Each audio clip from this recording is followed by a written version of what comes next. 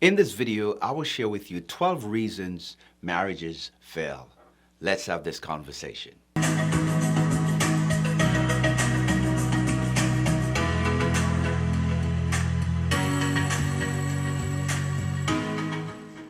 Hey guys, welcome back to our channel. I am Doran and this is Not Easily Broken. The purpose of this channel is to add value to your life, your marriage, and your relationship, helping you to do it with the biblical, applicable information that we shared on this channel. If this is the type of content that interests you, then please consider liking, subscribing, and sharing our video. Let's get right into it. One of the reasons why marriages are failing is God is not at the center of the marriage. Now, I'm going to say this to y'all until you are tired of hearing me say this. It is hard to build marriage. It is hard to do marriage without the one who created it. Marriage is not a product of man. It is God's product. He designed it. And because God designed it, because God created it, He set the boundaries that protect it. Building a marriage without God is like building a house on sand. It's like driving a car with a blindfold on. It's dangerous. It's not going to end very good. It won't end well. Listen, guys, your spouse cannot be all things to you. I don't care how much you think that you are in love with each other. Doesn't matter how great the sex is. It doesn't matter the vacations and all the things that you do. I'm here to tell you, you will never be able to fulfill your spouse's deepest desire. You and your spouse's desire are not just physical, or it is not just sexual desire. Listen to me, guys. What about your spiritual life? What about that spiritual part of you? When that part of your life is not right, it throws off everything else. Listen, man, there's an emptiness inside of us that only God can fill.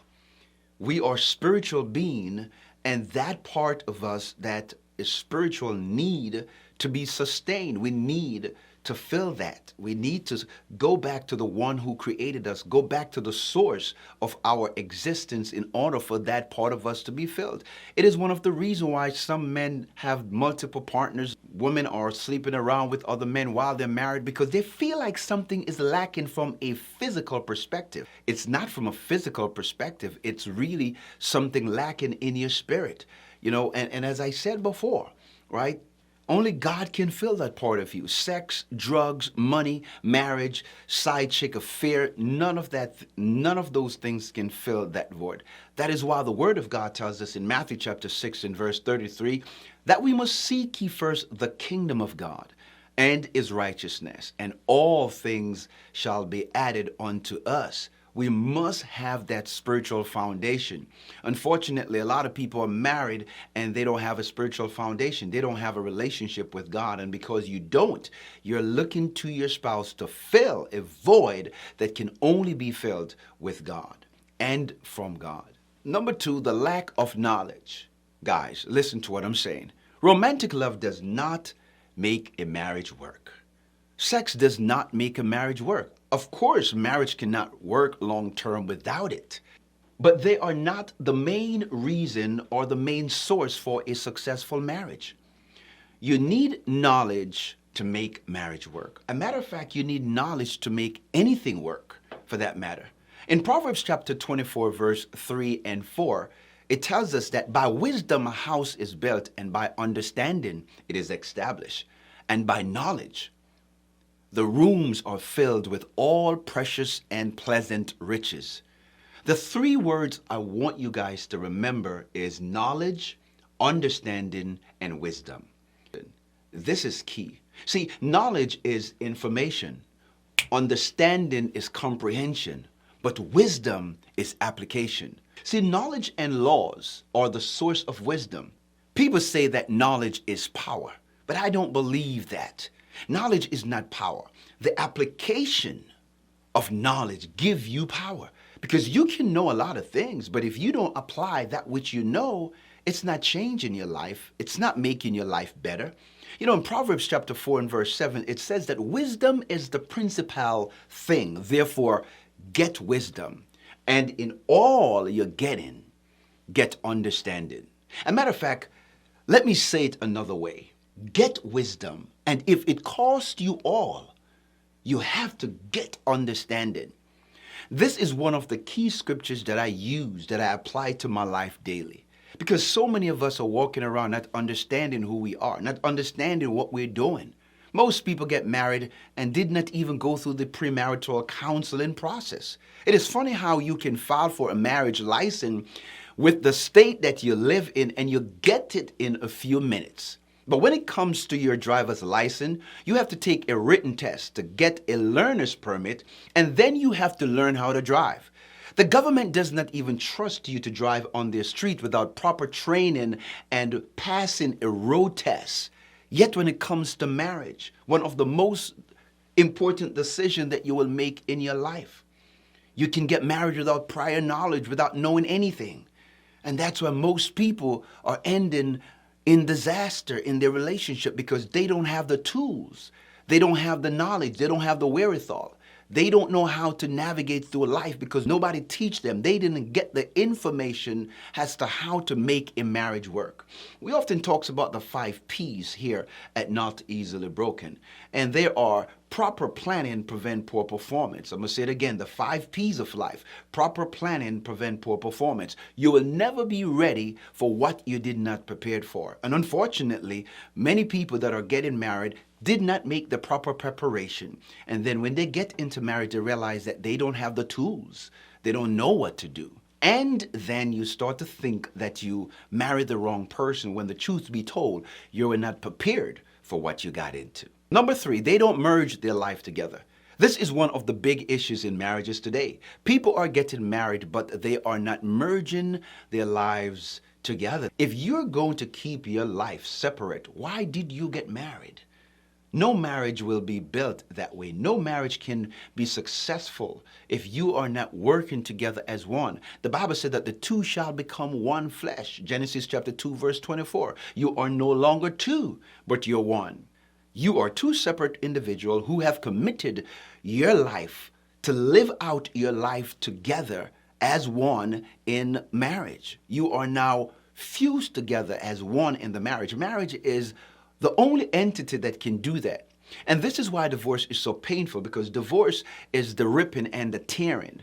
It is the separating. It's impossible for you to get a divorce from a spouse that you profess to love without hurting yourself, because the two of you are now fused as one.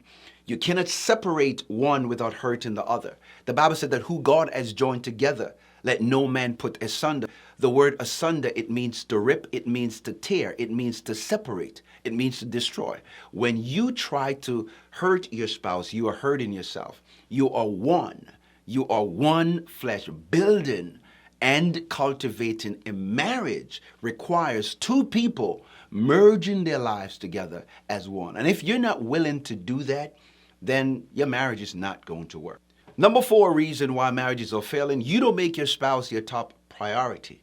When you get married, your spouse is supposed to be your top priority. Outside of your relationship with God, no one should come before your spouse. Your spouse is number 1.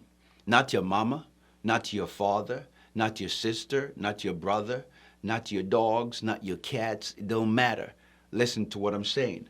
Your family is important to you, but the most important family is the one that you create. When you say I do to your spouse, you say I don't to everyone else. When you say yes to your spouse, you say no to everyone else. When you say I will to your spouse, you say I won't to everyone else. It's not about you isolating yourself from your family. Leaving and cleaving does not mean that you separate yourself from your friends and your family. That's not what leaving and cleaving mean. Leaving and cleaving means that you are now responsible for the person that you are in a covenant marriage with. Of course, marriage needs a community of people, friends and family that you need to build it together, build with. It helps you to be accountable to your responsibility in the marriage. But it doesn't mean that they are more important than your spouse. Oh, no, they are not. Absolutely not. Number 5, the lack of trust. Listen, you cannot build a marriage without trust. If your spouse can't trust you, how is it going to work in your marriage? when trust is one of the key components to a successful marriage. If you are going to lie, if you are a liar, if you are a cheater, if you are a person that is not trustworthy, you don't have a marriage. Nobody want to share their life with a person that they don't trust. That is not a way to live. It's not the kind of marriage that you want to build. No, you have got to be trustworthy. Number 6, unrealistic expectations. This is another marriage killer. Unrealistic expectations are killing marriages today. You can't ask of marriage what it was not created to give. The Word of God never mentioned anything about marriage making you happy, about marriage completing you. As a matter of fact, God have already took care of your happiness. God have already complete you when He created you. When God created Adam, Adam was a complete human being, fulfilling purpose and fulfilling destiny before Eve came along. The Bible tells the wife to respect and honor your husband. And the Bible tells the husband to love and respect your wife. But happiness doesn't come from a marriage. Happy people should be getting married. Whatever you bring to the marriage is what you're going to get out of it. Marriage can add value to your life, yes. And it's supposed to. When two people come together in marriage, your job is to make sure that you do everything in your power to make sure that you add value to your spouse. They're supposed to be better off because you are in their life. Let me say this. There is a purpose of marriage and then there is the benefits of marriage. There's a difference between the two. Unfortunately, most people want the benefit. You want the sex, you want the babies, you want the house, you want to have a ring on your finger, but you don't want the purpose of marriage. The purpose of marriage is to honor God. The purpose of marriage is to make sure that when people look at you and your spouse, they see the godly example displayed in the way you treat each other in the marriage. Can they say that about your marriage? Number 7, selfishness. Oh my God. Selfish people are very bad for marriage. If you are a selfish and self-centered person, I'm here to tell you that marriage is not for you. Please, I beg of you, don't get married. You are going to damage and you are going to hurt a person that would be better suitable with someone else. We don't want you to cause trauma to a person that wants to be married, wants to serve, wants to add value to another person's life. Marriage is not for you. And here is why. Marriage requires that you're going to sacrifice. You're going to make sacrifice. Marriage is about serving each other. Marriage is about honor. Marriage is about respect. Think about it for a moment. If you are always into yourself, into your feelings, and you never care about the next person that you're connected to, then that's dishonorable. That is not a successful formula for marriage. Not at all. The true essence of love is not what you get from it, it is what you give. For God so loved that He gave. He that loveth not knoweth not God, because God is love. Please, I beg of you, don't you get married if you are a self-centered person. You're better off staying single, being alone by yourself, because you're going to make somebody's life a living hell if you are always about you and not about anyone else. Number 8, the lack of intimacy. Intimacy is not just about sex. As a matter of fact, intimacy could be defined as allowing yourself to connect more deeply with your partner through actions that express feelings, vulnerability, and trust.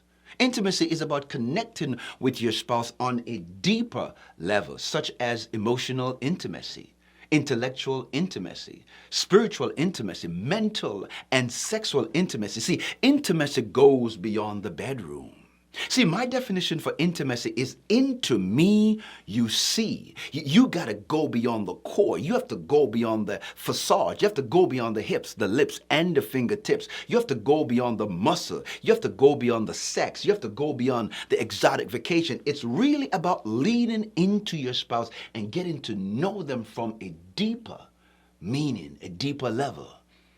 Intimacy, my friend, is one of the glue that helps to hold a marriage together. And unfortunately, most people are not intimate with each other, only when it benefits them. That's not a good recipe for marriage. And that, my friend, is one of the reasons why marriages are failing. Number 9, friendship. This right here is the difference maker. Let me say this to you. If you are going to get married, marry a friend. Okay, let me change that. Let me say it another way. But seriously, guys, without great friendship, you will not have a great marriage. No marriage can survive without great friendship. Happy marriages are based on a deep level of quality friendship, and that friendship is the core of a strong marriage. High quality friendship in a marriage is an important predictor to romance, intimacy, physical affection, and physical attraction. Friendship is the core. Friendship is the difference maker. Can you imagine being in a relationship with a person that you don't like to be friends with?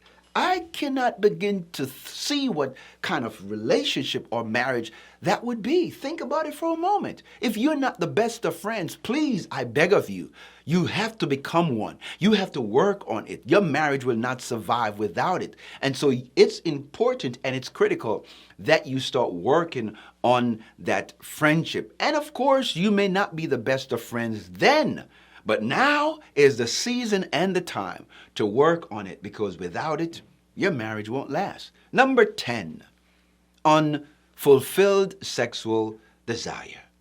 Oh my God. Sex does not make a marriage work, but it's impossible to make your marriage work without it. It's not the key component of a marriage, but it's close to being at the top.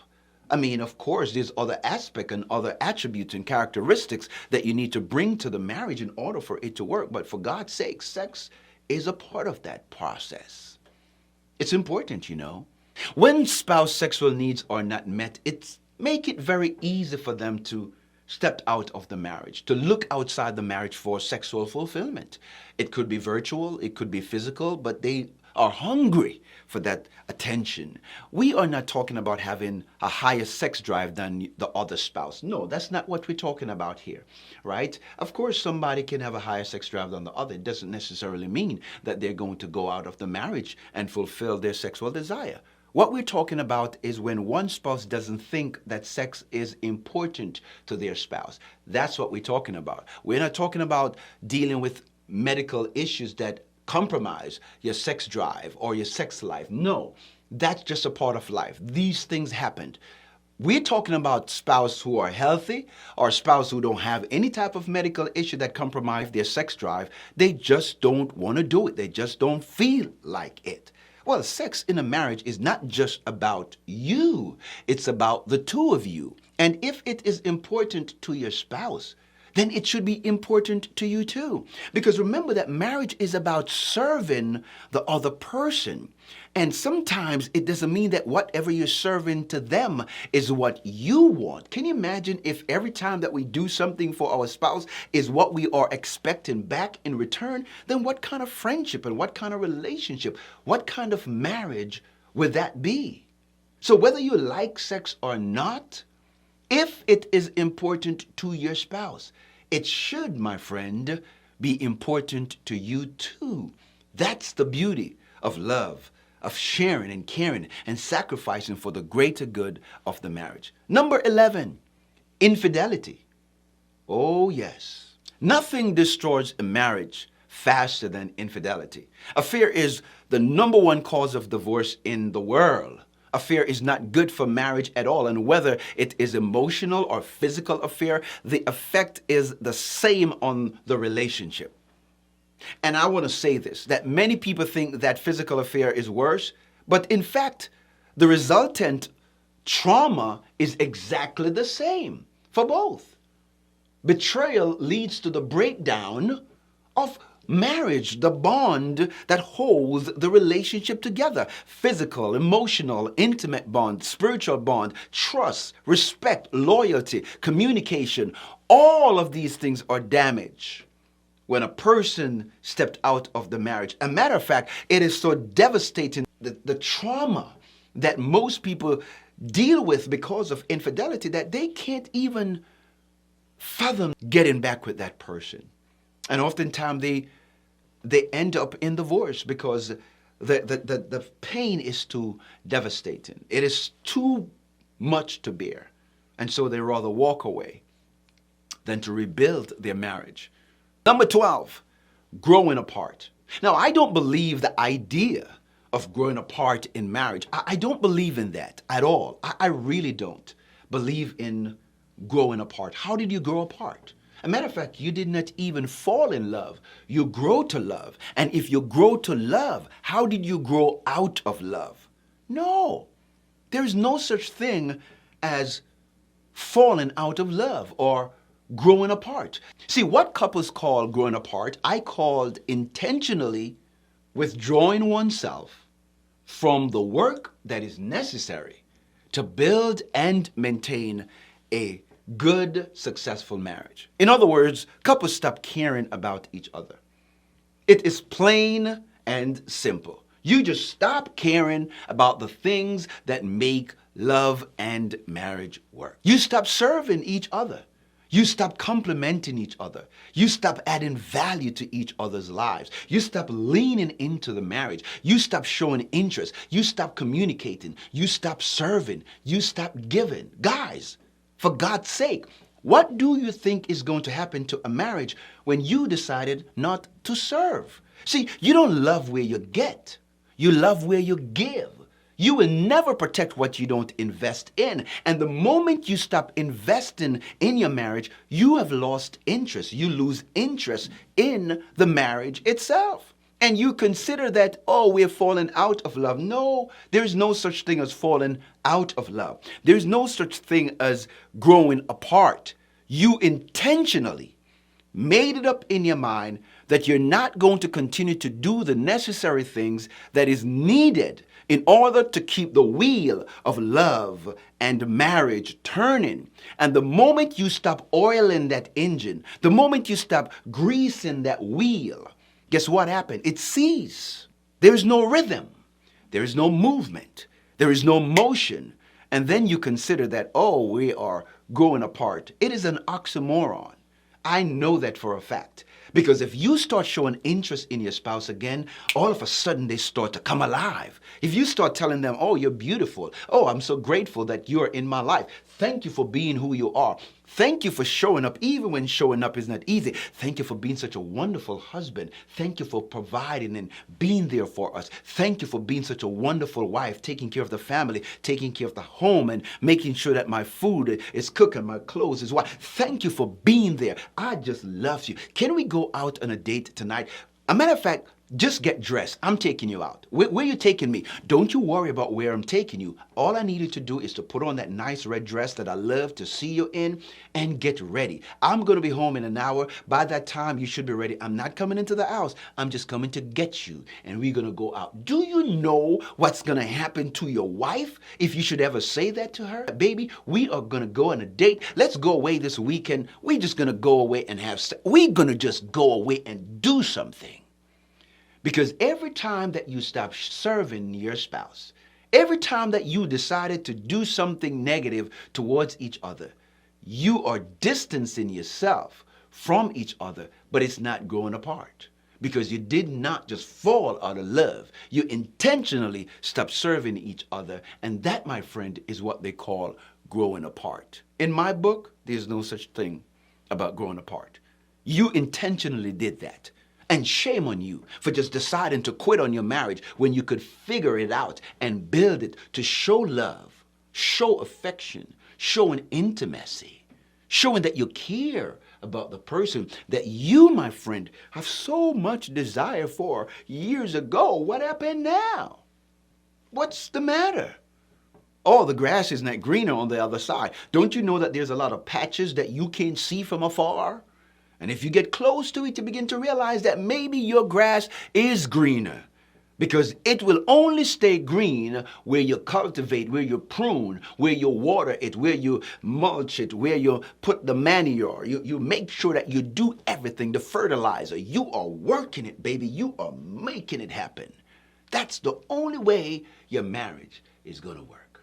And so, ladies and gentlemen, that's what I want to share with you in this video. If these 12 points add some value to you, then please smash that like button. Please subscribe to our channel. Thank you for watching this video. I pray and trust that you continue to work on your marriage, work on yourself, be the best version of yourself. Please, I ask of you, why do I say this? Because I know that it can be better if you decide to lean all the way in and give your marriage a chance and your relationship a chance to work. Thank you guys for watching. I cannot wait to see you in the next one. Oh, by the way, if this video adds some value to you, then please leave a comment in the comment section. Let us know what you think. What do you think about these 12 points that I just talked about? God bless you. Thank you again, and see you soon.